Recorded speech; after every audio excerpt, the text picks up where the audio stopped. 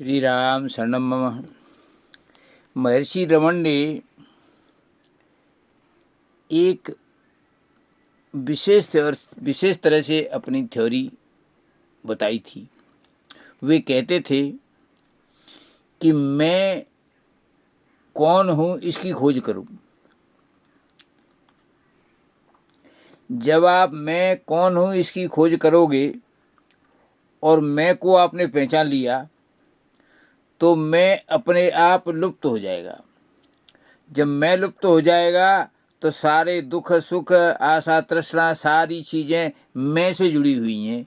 अब मैं ही नहीं रहेगा तो दुख सुख आशा तृष्णा कहाँ से रहेंगी।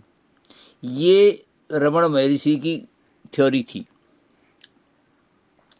अब देखिए, मैं को खोजने के लिए क्या करते हैं कि न तो मैं शरीर हूँ, न मैं मन हूँ, न बुद्धि हूँ, यानी इन तीनों से परे हूँ मैं।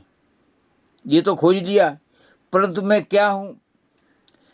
अब प्रश्न ये उठता है कि मैं सुख चाहता हूँ तो मैं चाहने वाला हो गया।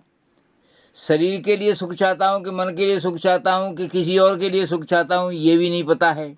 इसका मतलब है कि मैं वो हूँ जो चाहता तो हूँ परंतु मेरा अस्तित्व नहीं है। इसलिए मेरा स्वरूप मन भी नहीं है, बुद्धि और शरीर भी नहीं है। तब महर्षि कहते थे कि जो मैं है वो आत्मा है। आत्मा न तो दुख से प्रभावित होती है न सुख से प्रभावित होती है।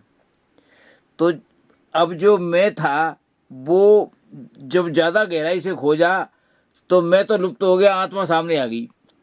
इस तरह से मैं को गहराई से खोजने से मैं लुप्त हो जाता है और मैं का जो भाव है वही अहंकार है।